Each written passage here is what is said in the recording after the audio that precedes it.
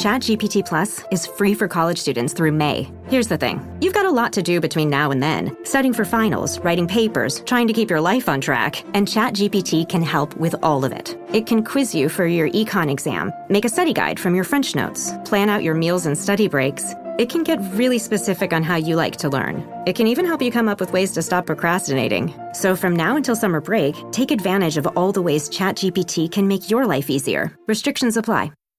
The Other Side of Midnight. 77 WABC. Local Spotlight. Good morrow, everyone. This is The Other Side of Midnight on 77 WABC. I'm Frank Morano. Pardon the frog in my throat. I am hoping it will soon turn into a prince. All right. The mayor of the city of New York, Eric Adams, has appointed a Charter Revision Commission. This is not a total surprise, and this might be a little inside baseball for some people, but this is pretty important. The New York City Charter is basically our version of the Constitution, and the way it gets amended, one of the ways it gets amended, is this Charter Commission comes up with proposals after hearing from New Yorkers about what to put on the ballot, and then New Yorkers vote on them. They just approved in the most recent election 4 of the 5 charter changes. I have to tell you, I don't know very much about most of the people on this commission that the mayor just appointed yesterday, but there are 3 people on this commission that I have an enormous amount of respect for and give me a lot of hope for what this commission will do. First and foremost, Diane Savino. Diane Savino has been a friend for 22, 23 years, maybe more, and she's a brilliant woman and a real reformer and exactly the kind of person we need more of in government. She was a state senator for many years. Now she works at City Hall. A.R. Bernard, no stranger to the WABC audience. He's the co-host of The Rev and the Rabbi. He's on the commission. Kathy Wild from the Partnership for New York City, someone who's the voice of the New York City business community. She's on the commission. And the reason I'm mentioning this is because unlike the last commission, which got kind of a late start, I am hoping that you'll join me in testifying in favor of some common sense reforms. There are 3 that immediately come to mind. Number 1, ending sanctuary cities. Number 2, switching New York City to nonpartisan elections. And number 3, empowering New York City's community boards to give the local communities a little bit more juice, a little bit more zhuzh, a little bit more teeth. So I hope as soon as they announce their hearing schedule, you'll join me in testifying. Now, meanwhile, it's Friday. That means we're going to do Ask Frank Anything. I am prepared to tackle your questions on any subject. 646-720-0635. If you have questions, not about this necessarily, because this is very much a local New York City issue, but anything else. 1-646-720-0635. And then a little bit later, we're going to talk about health, obesity, kidney disease with Dr. Joe Galati. I'm looking forward to that conversation as well. But first, I'm looking forward to hearing from you. 646-720-0635. Whoever comes up with the most interesting question, we will give you a prize. Beam me up! To be continued. This episode is brought to you by Principles. Are there limits to the U.S. government's debt growth? What will happen if the debts are not curtailed? What should policymakers or investors do? Those are urgent questions that legendary investor and New York Times bestselling author Ray Dalio addresses in his new book, How Countries Go Broke, The Big Cycle. The book comes out in June and is available for pre-order today, wherever books are sold. The Other Side of Midnight. 77 WABC. Local Spotlight. Good morrow, everyone. This is The Other Side of Midnight on 77 WABC. I'm Frank Morano.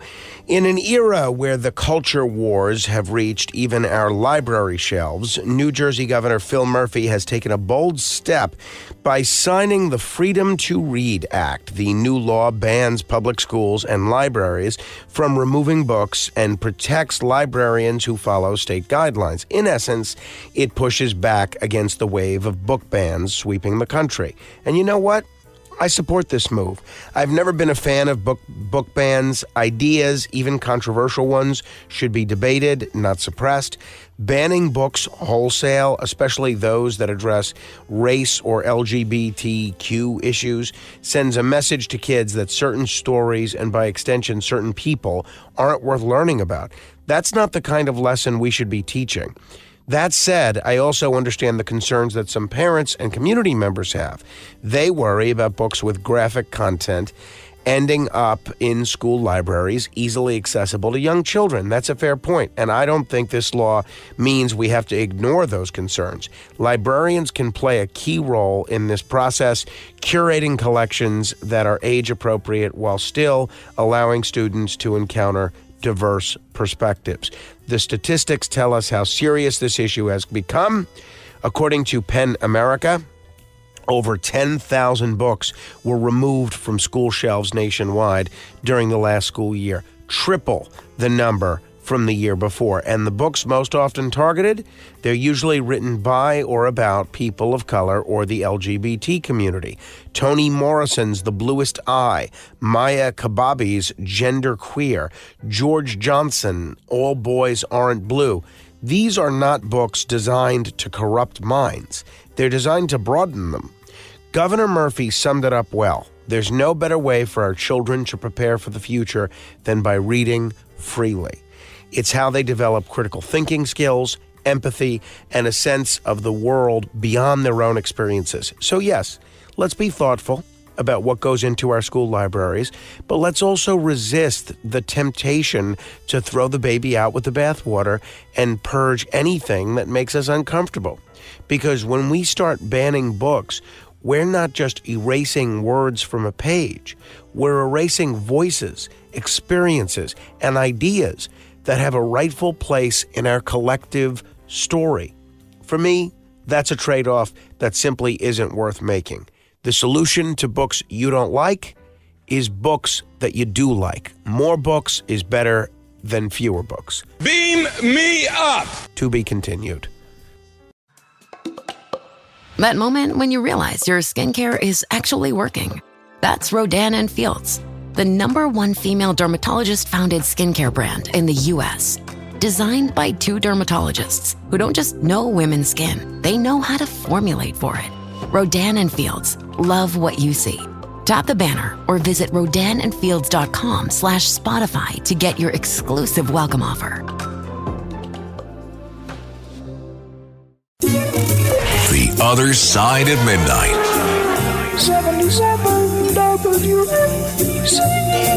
Local Spotlight. Brad Lander, the New York City Comptroller and one of Mayor Eric Adams' most formidable challengers, just committed what might be one of the most embarrassing missteps for someone in his position. According to Politico, Lander's mayoral campaign missed a critical deadline to qualify for several $1 million in public matching fund system.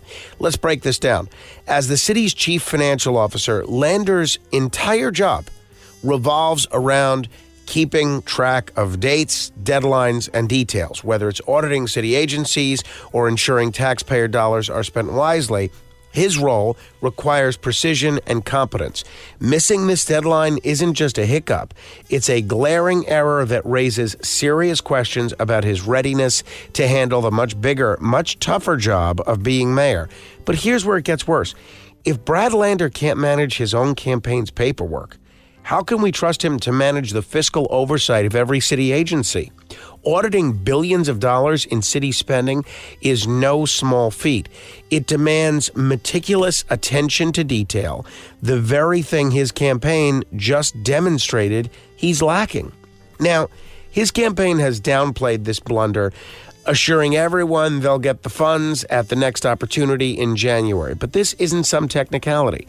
It's a basic procedural requirement, one that should be second nature to someone in his position. His team had to submit a single form, the certified statement of need, by November 22nd. They didn't. Simple as that. Lander's supporters might argue this doesn't reflect his overall competence. After all, he's raised nearly $1 million, outraising every other challenger to Adams, but fundraising isn't the same as governing or paying attention to critical deadlines. For me, this mistake More than just a campaign misstep, it's emblematic of a deeper issue. If Lander's campaign can't handle a straightforward administrative task like this, what happens when he's responsible for managing crises as mayor or for auditing agencies with histories of mismanagement and corruption? And let's not forget, this is the same Brad Lander who signed a pledge not to run for mayor, only to turn around and do just that. So maybe this missed deadline isn't just about incompetence. Maybe it's about a campaign that's been disorganized from the start. New York City deserves leaders who can handle the basics, who inspire confidence that they'll get the details right. Whether you're a fan of Eric Adams or not, this episode should make you question whether Brad Lander is prepared for the job he's asking voters to give him, or even the one he already has. Mistakes happen. But when you're the city controller running for mayor, you don't get the luxury of just saying, oops. I really don't think this is a good look for him. Beam me up! To be continued. Lights, camera, innovation. Walt Disney Studios chose advanced 5G solutions from T-Mobile for Business to transform the movie-making process. Together, we kept a remote production hub in Hawaii in sync with a team in California to bring Lilo and Stitch to theaters this summer. This is picture-perfect collaboration. This is Walt Disney Studios with T-Mobile for Business. Take your business further at T-Mobile.com/now. The Other Side at Midnight. 77 WABC. Local Spotlight. It's not every day you see the Democratic mayor of New York City sitting down with a Republican border czar, but that's exactly what happened yesterday when Eric Adams met with Tom Homan, Donald Trump's pick to oversee immigration enforcement. And you know what? I think that's a great thing. Let's be honest. The sanctuary city policies that New York and other cities have embraced have become a nightmare. The original intent was noble, to ensure that undocumented immigrants could report crimes or seek help without fear of deportation. But over the years, these policies have morphed into something far different. They now shield violent criminals from federal law enforcement, putting innocent people, citizens, and immigrants alike at risk. And that's unacceptable. Mayor Adams' meeting with Homan marks a potential turning point. While he's committed to upholding New York City's sanctuary city laws, Adams made it clear the city will not harbor violent offenders, citizen or undocumented. Here's what he told reporters after the meeting.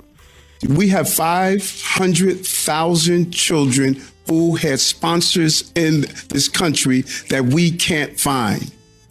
We can't find them. We don't know if they're doing child labor. We don't know if they're doing sex crimes. We don't know if they're being exploited. 500,000 children. There's a level of hypocrisy that everyone that states they want to protect everyone but innocent individuals who are victims of crimes and children.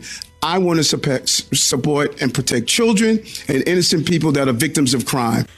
It's a pragmatic and necessary stance. The safety of New Yorkers must come first, and let's not forget that Adams' experience as a police officer gives him a unique perspective on crime and public safety. His willingness to work with Homan and the federal government is refreshing in an era where too many politicians prioritize ideological purity over practical solutions. Of course, not everyone is happy about this. Public advocate Jumaane Williams, for one, criticized the mayor, framing his approach as divisive and lacking humanity. It is clear that vulnerable New Yorkers cannot rely on this mayor to protect them. So we're asking President Biden in his last few days to use his time and power left in order to enact common sense protections from both Donald Trump and from Mayor Eric Adams. Now, Williams has every right to voice his concerns, but I think he's missing the point. This isn't about hate or division. It's about protecting New Yorkers. Adams isn't suggesting a mass deportation scheme or targeting people indiscriminately. He's talking about violent criminals, individuals who pose a direct threat to public safety. In the end, we need more mayors like Eric Adams, mayors who are willing to cooperate with federal law enforcement and make tough decisions to protect their cities. The sanctuary city experiment has gone off the rails, and it's time to course correct. Let's hope other leaders take note and follow Adams' lead. Beam me up! To be continued.